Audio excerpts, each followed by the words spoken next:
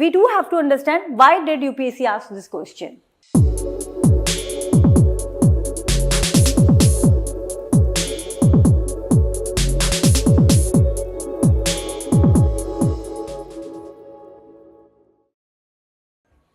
Hello friends, today I am going to have a discussion on one of the question which UPSC asked in your GS paper 1. Okay, तो GS paper में एक question पूछा था UPSC ने for 10 marks 150 words का 2024 में distinguish between gender equality, gender equity and women's empowerment. So why is it important to take gender concerns into account in program designs and implementation? So we do have to understand why did UPSC ask this question, okay, and how you have to structure your points. So first of all, do understand this: gender equality and women's empowerment. So these concepts, these terms are often used interchangeably. So हम अक्सर इन तीनों words की meanings को एक ही समझते हैं. तो हमको जब अपना इंट्रोडक्शन फॉर्म करना है, so we do have to write. Generally, gender equity, equality and women empowerment have always been used interchangeably. However, these terms have got profound differentiation or have contrasting ideas.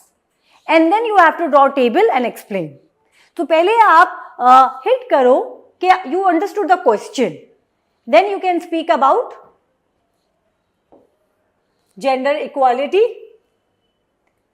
So gender equity and women empowerment interrelated concept है, लेकिन इन सब में differences है, क्योंकि यही question पूछा गया है आपसे. Then you have to define gender equality. So it is the equal treatment of genders in all walks of life.